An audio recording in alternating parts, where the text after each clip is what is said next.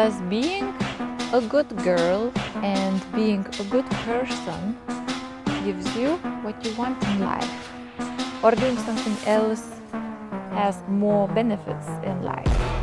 Let's find out.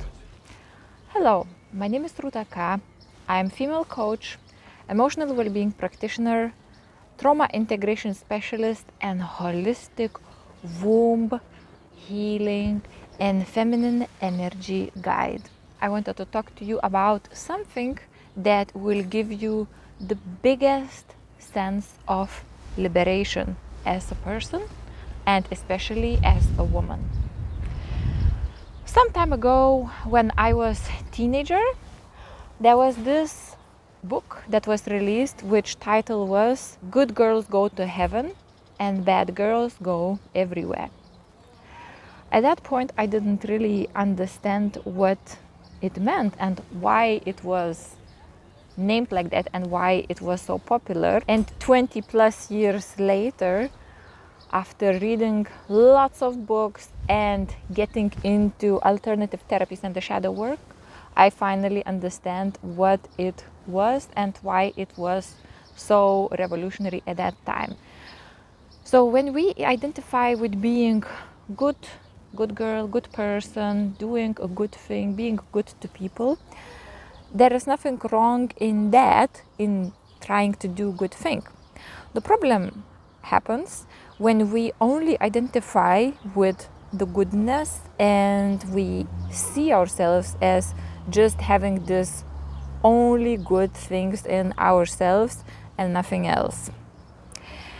The problem is that every single of us, we have a shadow. So the shadow usually is something that we don't consider to be good things to have. So it could be qualities, it could be some qualities of weakness, or it could be things like jealousy, competitiveness, and so on. When we disown that, we cannot really see it in us. And this is especially problematic if we have people around us and events around us that happening that are either bad or in some other way not in line to what we identify. Then we think like, okay, why these things are happening around me? Why these things are happening in my life?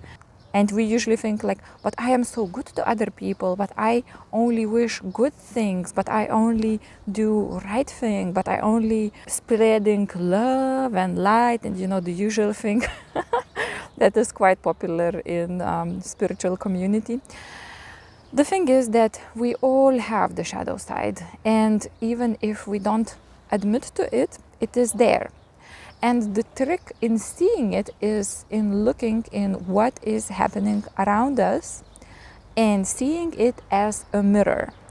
And sometimes it could be like terrible thing to do if we see some injustice, cruelty, or bad things happening, disasters, accidents, or meanness. It could be very hard thing to see and say, okay, somehow it is part of me.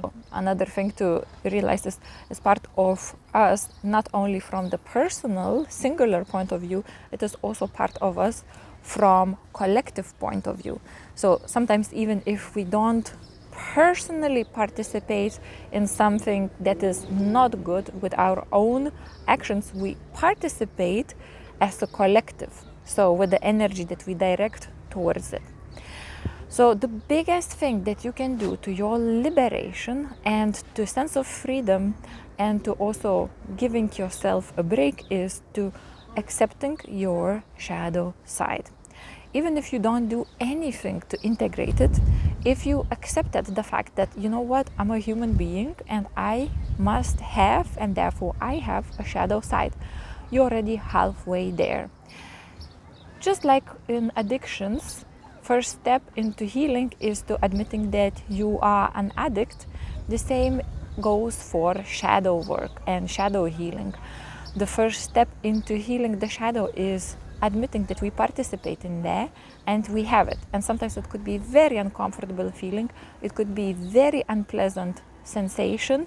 But if you can do it, or if you even start considering it, you already contributing towards the collective shift from unconscious shadow into conscious shadow.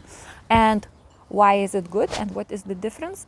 Because everything that is unconscious we cannot see and we cannot change. Everything that becomes conscious, we can actually do something about it. So, if you want to know more about shadow work, you can Google it, there is plenty of material.